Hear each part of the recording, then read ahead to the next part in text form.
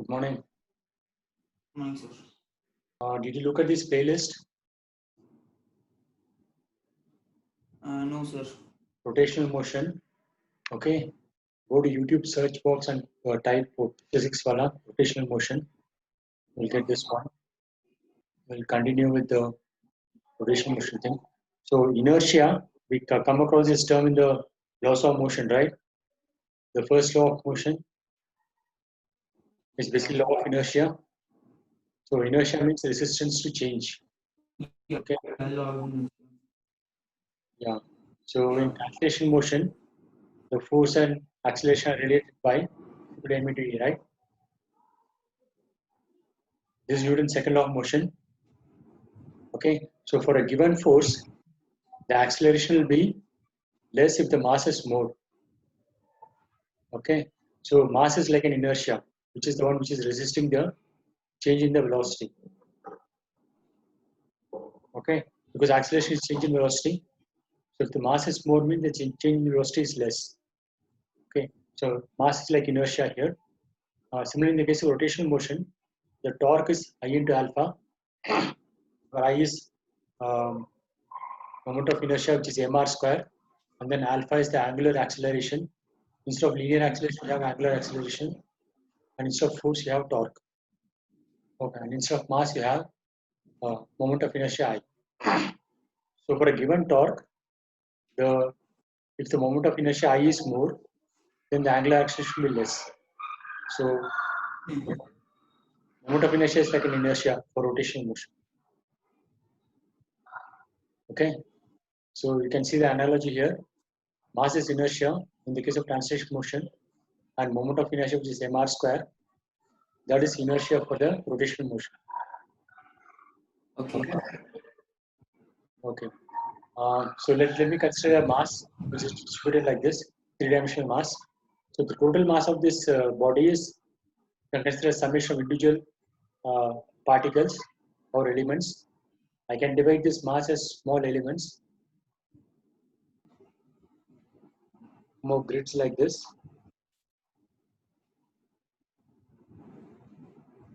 So each mass I can call it as mi. So the total mass is summation of mi, right? Yeah.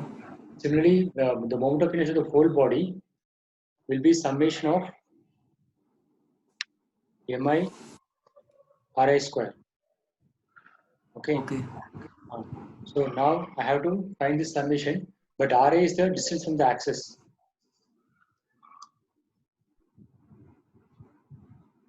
Okay. Okay, hold on. So the axis is here. So this is Ra. So if we change the axis 2, say this is axis 1, then for the same mass, the moment of inertia will be different. Could be different because the Ra is different, right, for these two axes. Okay, so the moment of inertia I depends on the distribution of mass with respect to the axis.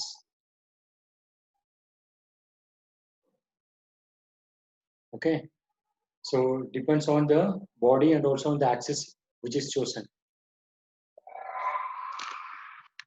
But mass is not like that. Mass is, it's a property of the body. Okay, and let me consider a point mass of mass mi, and it's rotating about this axis, and it's rotating like this. So there, when it's rotating, it will form a circular path of radius ri. So the moment of inertia of this point mass about this axis is mi ri square. Okay, where r is the radius of the circular motion. Okay, but if I take my origin like this, then moment of inertia, and say let this be the length L, then the moment of inertia is not equal to mi L square, but is equal to mi r square. Okay, so the radius of the circular path that will decide what is r. Okay, so the moment of inertia is defined about an axis, not about a point. This is clear? Your mic is off. Yes, sir. Right. So now if we take a rod of length L, the moment of inertia with this rod is 1 by 3 ml square. Okay. So this we can derive by taking a small element here of mass dm, and for this mass, the moment of inertia di is dm into x square. Suppose this distance is x, and if you indicate this from x equal to 0 to L, you will get this formula. Okay, just assume this thing is true. Now if you have the same rod but included an angle theta, then again I can do the integration and I'll get this as a moment of inertia. 1/3 m L sine theta square. So which inertia is more? Let me call this I2. Let me call this I1. So I1 and I2, which one is more? Uh, I1 is more. Yeah. See, here the mass is farther away, right, from the axis. Here the Yeah. mass is closer to the axis. Okay. Hmm. So the mass which is distributed more will have more inertia. It's mr square. So if the mass is distributed more, r will be more. So the moment of inertia will be more. So moment of inertia of this thing is more compared to this one. Hmm. Now there is one thing called perpendicular axis theorem. You know what's a planar body, right? Yeah. What is a planar body? It's a body which is only in one plane. Like in this case, y plane. Yeah, thickness is very small, Yeah. and it's also flat. It's two-dimensional. Two-dimensional. I can have a planar body, but I can have a two-dimensional body, but spherical. But planar means Yeah. it's in one plane, rectangular plane. Yeah. Okay, so this is a planar body in xy plane. Okay, x-axis is here, y-axis is here, z-axis is Yeah. perpendicular to the body. Okay, Yeah. so now if I take a small element here or a point mass here, it is a distance Yeah. x from the y-axis and y Hmm. from the x-axis. Hmm. Is that clear? That's how x and y Yes, are sir. placed. So if I want to find the moment of inertia of this point mass about x-axis dix, that will be the mass of the particle into what is the distance from the x-axis? Y. Y square, right? So if Yeah. you want to find the right, let it be like that only. Now I have to find the moment of inertia of this particle about the y-axis. So it will be mi. What is the distance Uh, about X. y-axis? X square, X square. right? Suppose you want to find diz, that is about z-axis, then will be mi. What is the distance?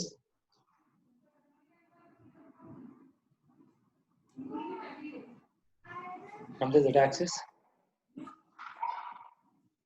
Yes, sir. What is the distance? Distance from z-axis of this particle? It's r, no? See, whether the particle is here or here or here, what matters is this is the distance. Okay, Hmm. this is the distance, and that is r. And r, how is it related to x and y? This is 90 degrees, right? Pythagoras theorem. So it is x square plus y square.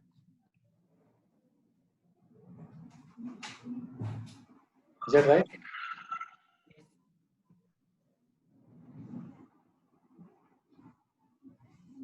Diz is mi into x square plus y square. Yes, sir.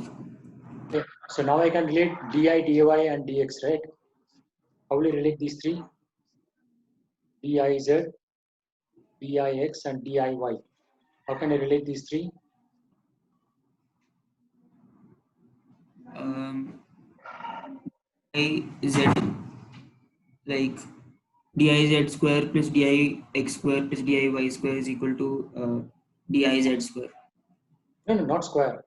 Diz equal to dix plus diy. Okay. Yeah. Okay, so this is true for this particular particle. So this is true for any Yeah. particle, right? Yeah. Okay, so I can write Iz equal to Ix plus Iy. where I is the moment of inertia of this full planar body. Ix is moment of inertia of the full planar body about x-axis. Iy is moment of inertia of the full planar body about y-axis, right? And Iz is moment of inertia of the full planar body about z-axis. So this is true. Yes. Yes, sir. So this is the perpendicular axis theorem. Okay. So Ix, Iy is Iz. So we have to relate them. So this is equal to this one. So this is by Pythagoras theorem. And this is perpendicular axis theorem. So the condition for applying perpendicular axis theorem is what? The body should be planar and the plane should be xy plane and z-axis will be perpendicular to it. Okay. Suppose the planar body is in yz plane, then it will be Ix equal to Iy plus Iz. Right. So whatever is the plane perpendicular to that will be the z-axis, or whatever is the axis that should be equal to the moment of inertia about the axis in the plane of the bodies. This is perpendicular axis theorem. Similarly, I have another theorem called parallel axis theorem. Here the body need not be planar; it's a general body, three-dimensional body. So your body will have center of mass, right? Yeah. And center of mass equal to center of gravity. When is this true? Earth is When G is gravity. Gravity is uniform. Okay. Yeah. Okay. So G have is center of mass and also center of gravity. Okay. So the perpendicular axis theorem states. So suppose I want to find moment of inertia about this axis. Okay. I will draw an axis parallel to this axis, passing through center of gravity. Okay. So let me call the moment of inertia of this body about this axis as I, and moment of inertia of the axis parallel to the given axis, but passing through center of gravity as Ig. Okay. Now I and Ig can be related.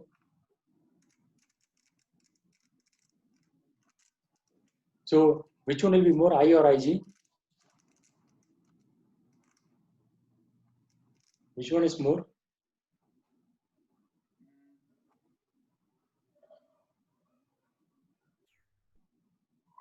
Moment of inertia is mass and r square, no? Mr square. So which one will be more, I or Ig? Ig. See, from this Ig axis, so I will be more.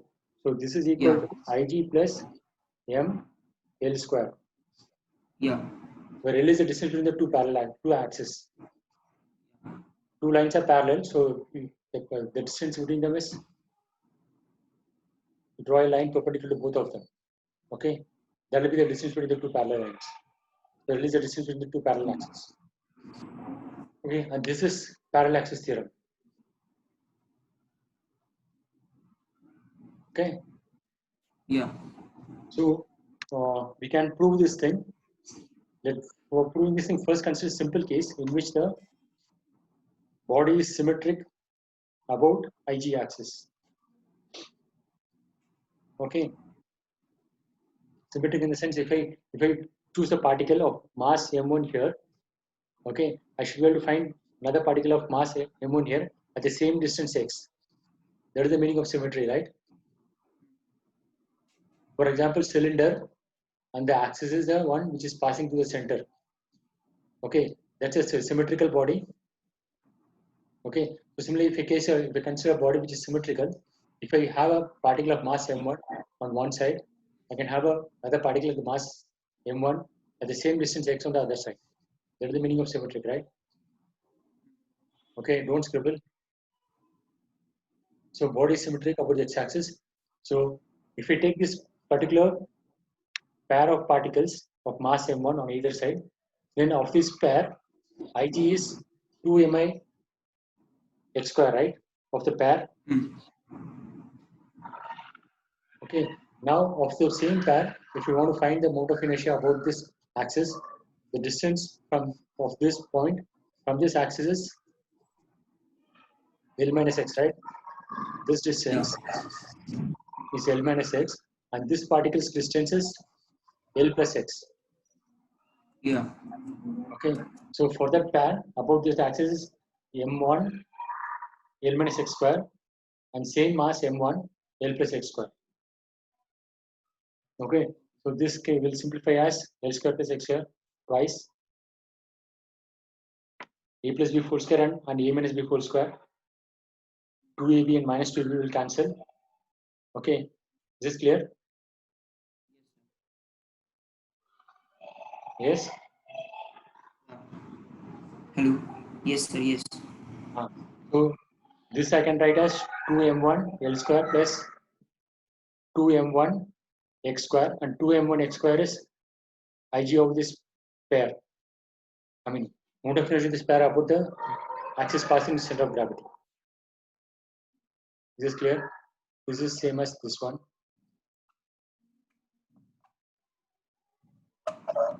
Is it clear? Yes, sir. So Ig of the pair is I of the pair is Ig of the pair plus mass of the pair into L square.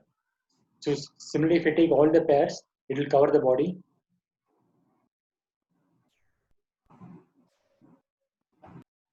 So I of the body summation over all the pairs plus Ig of all the pairs. So that will become Ig of the body plus ml square, because summation L is constant. L is a distance between two parallel axes. That is constant. It's going to change from particle to particle. Just the distance between the two axes. It's a constant. Okay. So that ml square will L square is constant, and summation of 2m1 is mass of the body. Summation of this 2m1 is mass of the pair, right? So if you sum over all the pairs, you'll give the total mass of the body. So I of the body is I of the body about its center of mass plus ml square. Your mic is off. Yes, sir. Okay, so we have proved parallel axis theorem for a body which is symmetric about the axis. Okay, now consider case 2, which is not symmetrical about the axis. So this is a general case. So even in this case, I can choose a pair of points of mass m1 and m2 with the distances x1 and x2 from the center of mass axis. This will be equal. This product will be equal. This is possible because this is an axis passing through the center of mass. That is the definition of center of mass, right? Center of mass axis, I'll be able to balance the masses on either side. That balancing is possible if m1 x1 equal to m2 x2. Okay, so choose pairs such that m1 x1 and equal to m2 x2. Now center of mass. So that's what I've done here. I've chosen particle of mass m1 at a distance x1 and particle of mass m2 at a distance x2. And the condition is m1 x1 equal to m2 x2. This is always possible because there is an axis passing through the center of mass. The definition of center of mass is that the moments of the masses will cancel. Right? But this sort of pair selection is possible. Okay, so the distance of this particle from this axis is L minus x1, right? Yes, This sir. distance. And similarly, this distance is L plus x1, L plus x2. Okay, so I of the parabolic axis is m1 into L minus x1 and L plus x2. Right? So this you can open the thing and you can simplify like this. Here the cross terms will be there as this one. Yeah. But again, this is 0 because this condition is satisfied.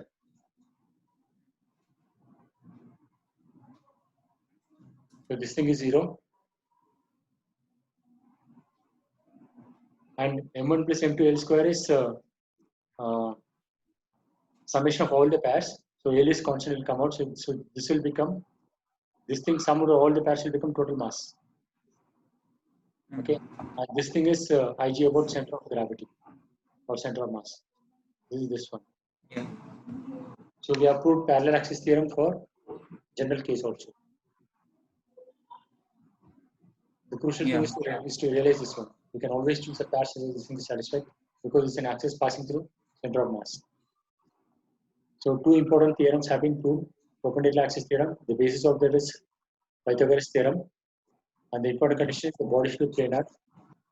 It's valid for a two-dimensional body, perpendicular axis theorem. Okay, Yeah. parallel axis theorem is valid for general body. Okay, so answer this question now. A disk of mass m of radius r in xy plane with a center at the origin. Find its moment of inertia over an axis parallel to y-axis at a distance r from the origin on positive x direction. That is equation of axis x squared r. You have to assume, you have to take this result. The moment of inertia of the disk about the axis is half mr square. This you have to assume, or you have to know. Based on that, you will be able to find the other things.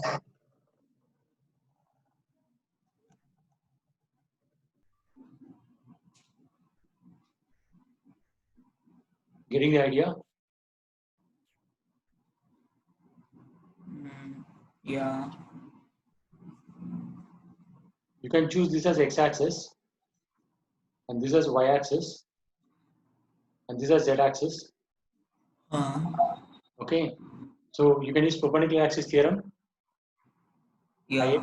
Ix plus Iy equal to Iz. Yeah. From that, how will you find Ix or Iy?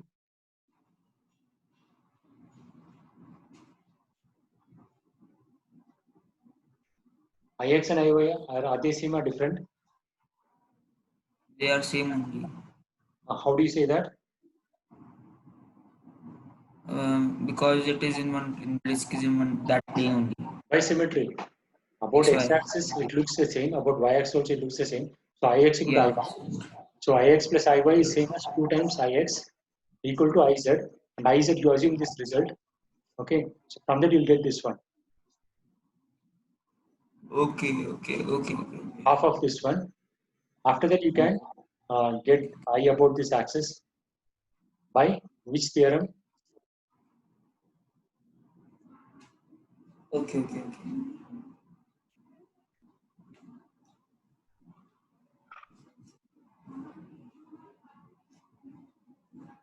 I have got this one. After that, I have to find about this axis. This axis is parallel, right, to this one. Yeah. So now you have to use parallel axis theorem. So parallel axis theorem is I2 equal to I1 plus m into the distance between the two axes, that is r. So that is this is 1/4 mr square plus mr square. So there is 1.25. Sorry, 1/4. This is 1/4 mr square, and this is mr square. So 1 plus 1.4 is 1.25, right? Yeah.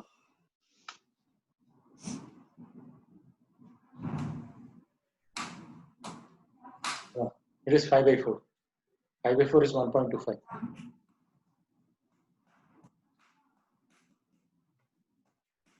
So it is 5/4 mr square. Is this clear? Yes, sir. Right. So basically, I use perpendicular axis theorem, and nothing is symmetry because there are only I equal to Iy, and then parallel axis theorem. So this is how perpendicular axis theorem and parallel axis theorem are useful. Okay. To get this one, you can use integration. But in the exam, I mean, for test only, you can assume this result. Okay. So these are the different shapes. The moment of inertia of a ring of mass m is how much? It is same as point mass, right? Yeah. So. See, this element of the ring, it's at a distance r from the axis. Even this element is a distance r from the axis. This element is so all the mass is the distance r from the axis. So it will sum. Okay, so it will become mr square. This is equivalent to the full mass concentrated at a point at a distance r. Is this clear? Yeah. Yes, sir. Now the same ring, but I have to find the moment of inertia about the axis along the diameter. Axis is same as the diameter. So how do you get this result?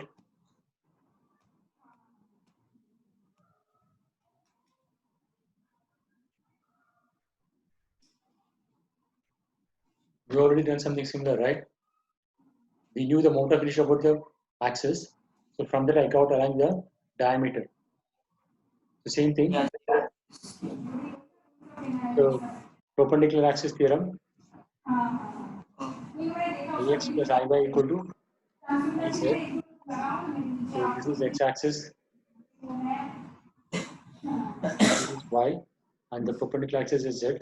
So Ix and Iy are same. So this is half of this one, right? This multiplied half will give me this one. Is this clear? class, हाँ class चलो. Is this clear? Yes sir, yes. Okay. See, another thing is you should understand like this: the mode of inertia, the first one you hold, because in the first one the mass is more distributed in the sense it's farther away from the axis. Here, this point is at a distance r, other points are at a closer distance. Okay, so that's why the mode of inertia about this is less than this one. Is that clear? Yeah. Okay, so this one, this is a rod. Last time I made some mistake in deriving this one. It's not difficult to derive.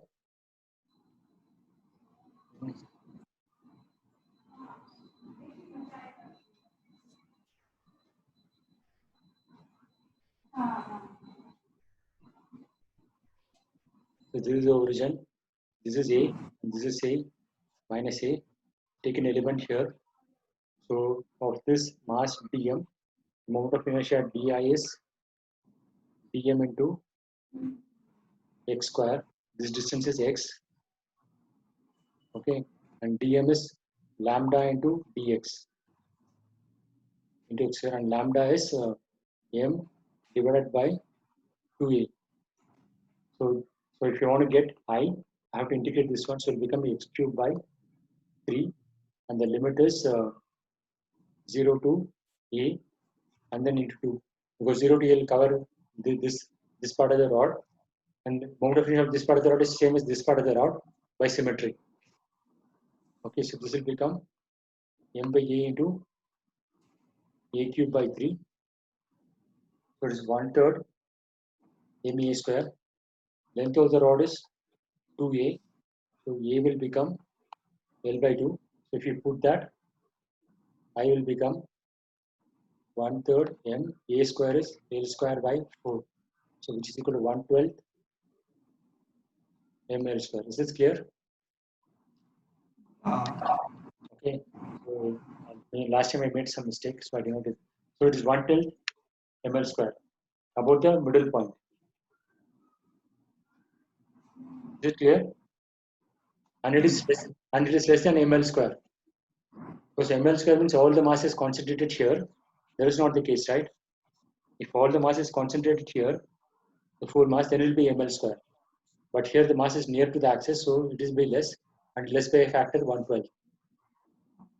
Okay, that's how to remember the result. Now this, right. So now the same rod, if you want to find the moment of inertia about this axis,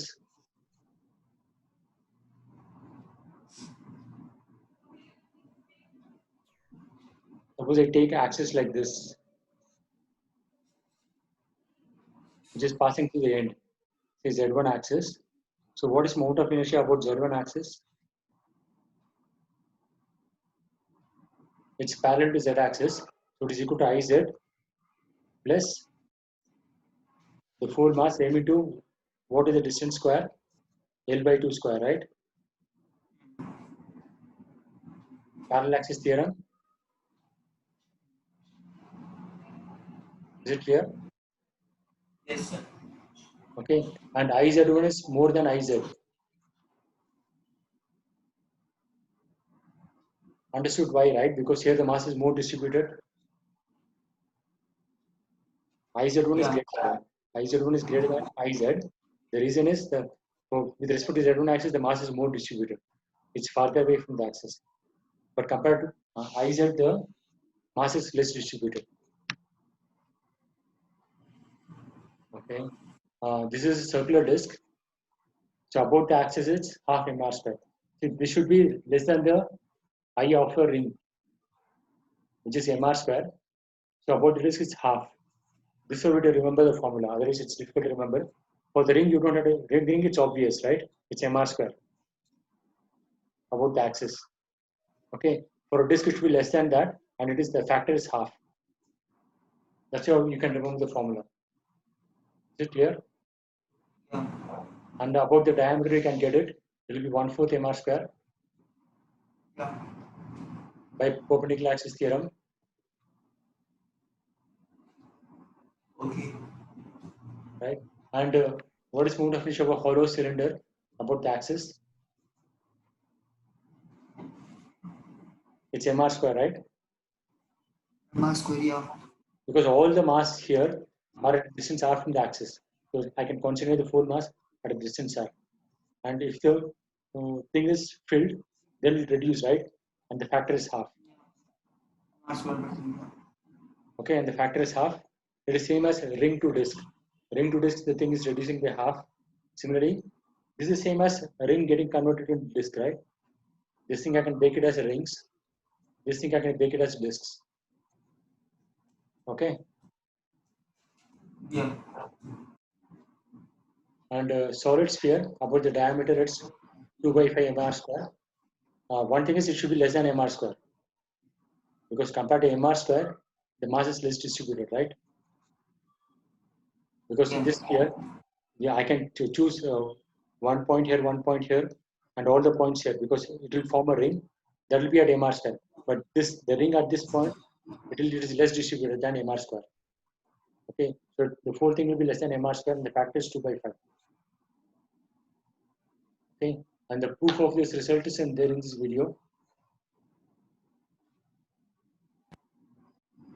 Okay, number 6th one, moment of inertia of a hollow sphere, solid sphere, and cone. Okay, what he has done is hollow sphere first. Okay, once you do that thing, you can get the solid sphere and cone. So just watch this video. It's just integration. Here it's not integration. Here it will be the first one will be just by symmetry arguments. We'll get this one. So which video? This one. Okay. 6, hollow sphere, solid sphere, cone. Okay.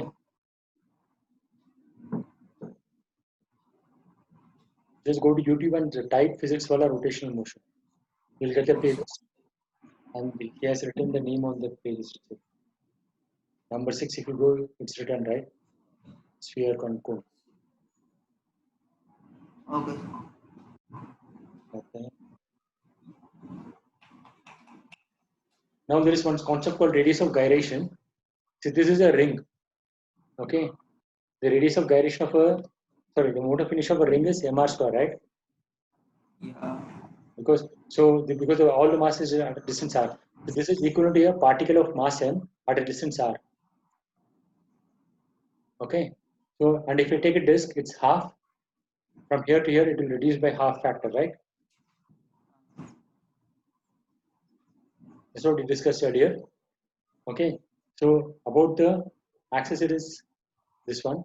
So this is equal to a point mass at a distance r by root 2. Because this is equal to m r by root 2 square. So when you compare to mr square, it is the distance is r by root 2.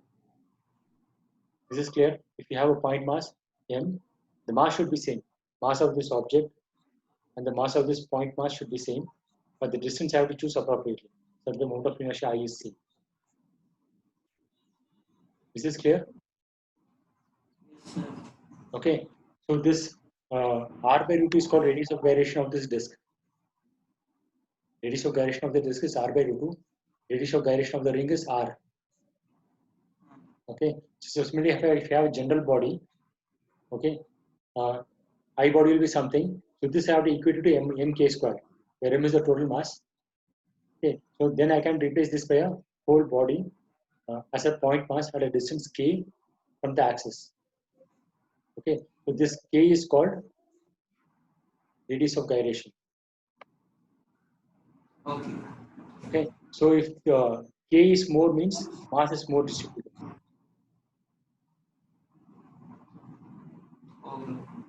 Okay, suppose if you have a mass like this, then the radius of gyration will be less for this. But if you have a mass like this, then this k will be moved. K2, K1, K2 will be greater than K1. Is it clear? Yes, sir. Okay.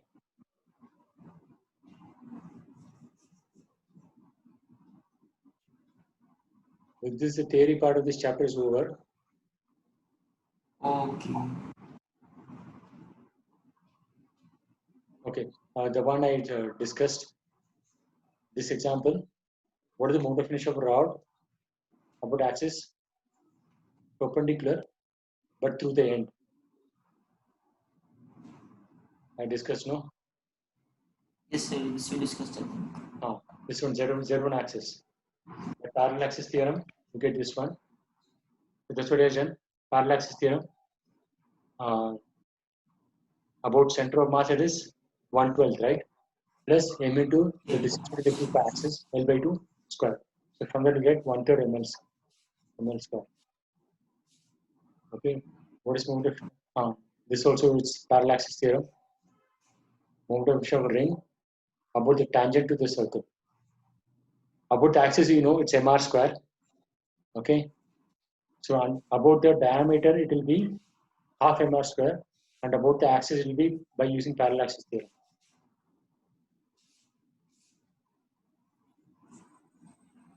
Is this clear or? Yes, sir. It's a ring. Okay, so first I can get about this diameter, which will be half mr square. Okay, that is this one, half mr square, and then use parallel axis theorem to get the tangent one. Parallel axis theorem means plus mr square. Is it clear? Yes, sir. So you have to remember the one about the axis is mr square, about diameter is half mr square, and then you use parallel axis theorem to get about the tangent, 3/2 mr square.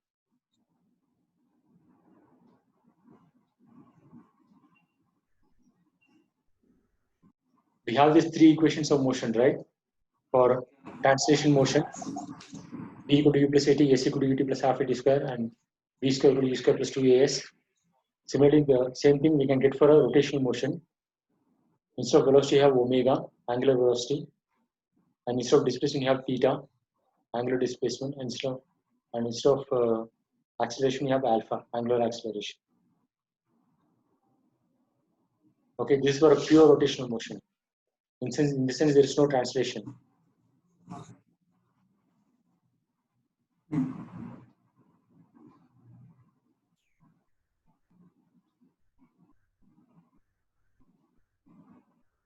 This is the analogy. Translation rotation from displacement x, angular displacement theta, velocity b, angular velocity this one, angular acceleration, and then angular acceleration. Instead of mass, we have moment of inertia I. And F equal to ma, you have torque equal to I into alpha. And work done is F into ds, here will be torque into d theta. Okay, kinetic energy is half mv square, and it is half I omega square, rotational. Power is F into v, here it is, instead of force will be torque into omega.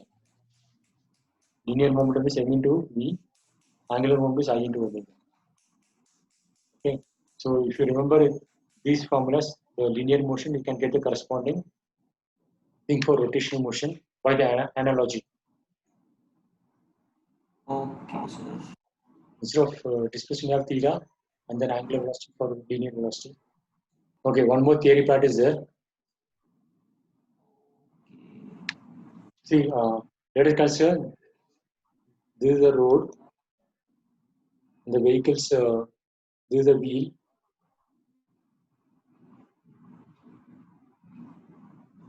So, what sort of a motion the wheel is performing when it is the vehicle is moving? So to This is translating, right? And it's also rotating. yeah, two types. So it's rotation plus translation. Okay, so when this wheel completes one revolution, what is the distance traveled by the axis? Say this is the axis, right? How much is the axis cover? Say the 2 pi. tire is one revolution, then the distance traveled is 2 pi r, right? 2 pi r. Okay. There is one condition if no slipping.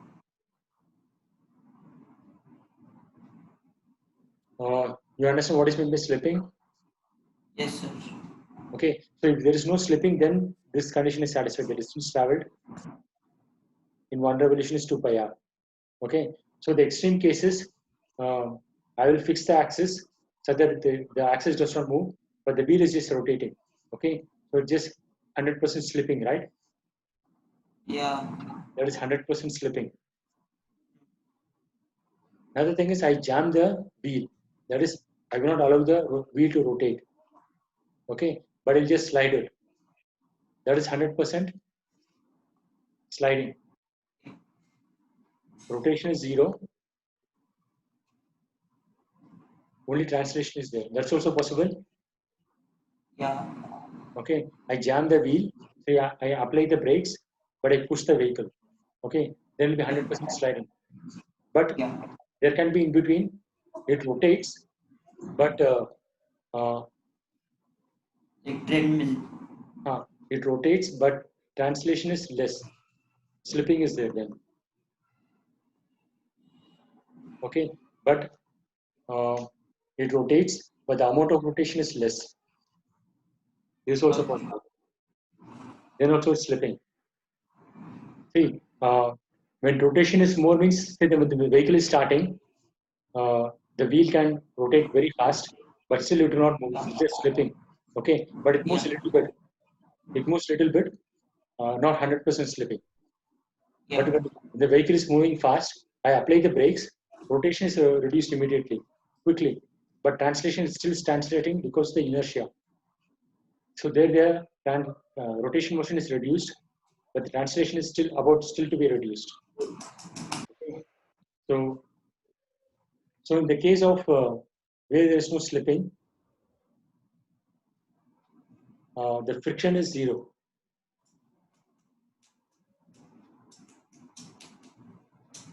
Okay, because it is just touching the surface and going, so there is no friction. Got it? Yes, sir. When the distance traveling one rotation is 2 pi r, it means that the wheel is rotating peacefully. Okay, there is no friction between the tire and the road. Okay, in this case the friction is 0. But when there is slipping, if rotational motion is more, then what is the direction of friction? Say friction force can be either this way or this way. Okay, so when rotational motion is more, then the friction force will be in this direction. Okay, when translation motion is more, then the friction will be in this direction. Basically, whatever is dominating, the friction will try to reduce that. Consider the extreme case where there is 100% slipping. So that means there is rotation, right? Yes, sir. So when it is slipping 100%, the direction of friction force will be towards right, no? Because you will try to reduce the wheel rotation. Is this clear? So when rotation is dominating, you will try to reduce the rotation. So for reducing the rotation, the friction should be in the forward direction. Okay, sliding means translation is dominating. Okay, so the friction force is try to reduce this translation motion, so the direction of friction force will be towards left.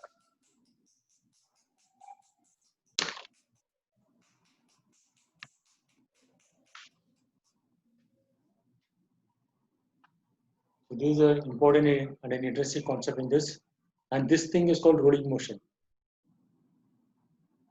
Rolling motion is basically a combination of rotation and translation. And this thing where there's no slipping, it's called pure rolling. Got it? When there's Yeah. no slipping, it's pure rolling. And in the case of pure rolling, the friction force is 0. This is not pure rolling, this is rolling with either slipping or sliding.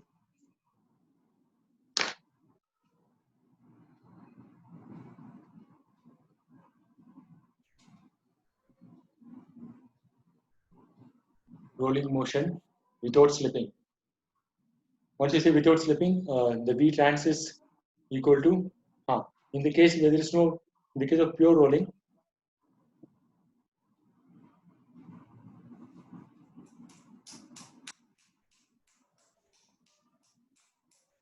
it will travel a distance of 2 pi r in how much time?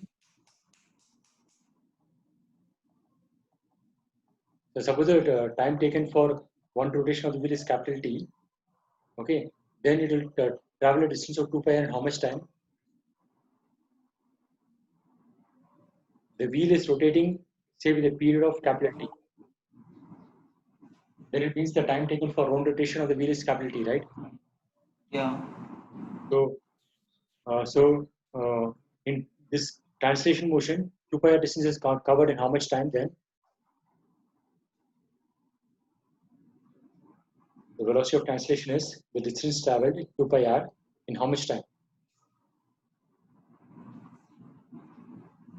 T, right? Yeah. T is the time taken to complete one revolution of the wheel. Since the pure rolling, there is no slipping, so it will cover 2 pi r distance in capital time T. And what is 2 pi by T? 2 pi by T is the angular speed. 2 pi by T is omega, right? What? So can you hear me? Yeah, 2 pi by T is omega, angular speed. Yeah. Because it covers the angle of 2 pi, that is one complete circle in time, capital T. So angle covered divided by time is angular speed. So Vt equal to omega into r only for pure rolling case. Okay, not otherwise.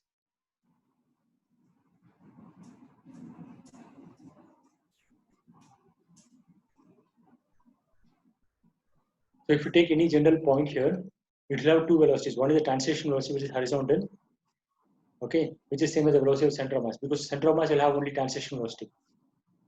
If you look at the center, it doesn't have any rotational velocity, it only has translation velocity. Right? Any other point will have both rotation and translation. Is that clear? Yes. So any particle, say P2 at this distance R2, will have a horizontal velocity that is same as velocity of center of mass, is translation velocity, and this rotational velocity, which is tangential to the circle. If you draw a circle here, it will be tangent. So this is the rotational motion. So the net motion is the net velocity is the sum of these two. Okay. So velocity of this thing will be like this. Yeah.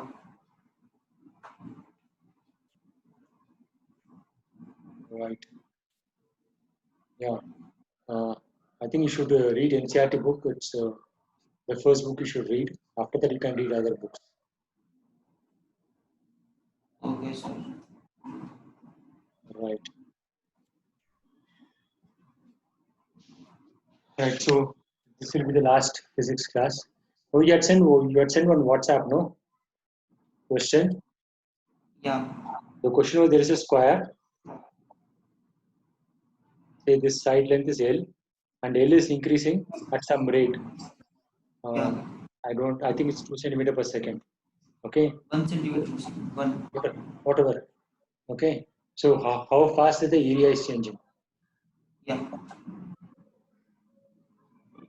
So this is a straightforward And question. is equal to 10 meter. What is 10 meter? Length of the square. Okay. This 10 meter will be at a particular instant. Okay. Area is L square, right? Area equal to L square. So differentiate both the sides. EA equal to 2L DL, right? Yeah. Differentiate with respect to time. Okay. What is this quantity? DL by dt. Yeah. Okay. So 2 times 10 meters into DL by dt is 1 by 100, because you have to convert to SI units. It is 0.2. Okay. Yeah. So the That is. area is increasing at a rate of 0.2 meter square per second. Okay. Okay, since the length is increasing, area will increase. Okay, sir. Same thing you can say if you take a rectangle of length A and breadth B, what is the area of the rectangle? A into B, right? Yeah. And I say length A is increasing at a rate of 1 centimeter per second. You have to, Yeah. you have to find how dA by dt is changing. Okay, and to make it interesting, I'll give the constraint that the perimeter is constant. Perimeter is constant means A plus B is constant. Okay. Okay, since A plus B is constant, it means that dA plus dB equal to 0. Yeah. Okay, so this will become A dB plus B dA by dt by dt. Is that clear? Yeah. Okay, so now dA by dt is given, and dA by dt and dB by dt negative. So this will become A minus B into dA by dt. Okay, suppose A is 10 and B is say 5. So this will become 5 times 1 by 100. Is it clear? But Yes, sir. instead of the dA by dt, if or instead of this thing, suppose A is 5, A is the shorter length, and B is 10, then area will decrease. Then dA by dt will be minus 5 into 1 by 100. This minus sign indicates that the area is going to decrease. Okay, right. But if this constraint is not there, then you cannot solve it. Then you have to specify how dB is, B is changing the respect to length. That has to be given independently. Okay.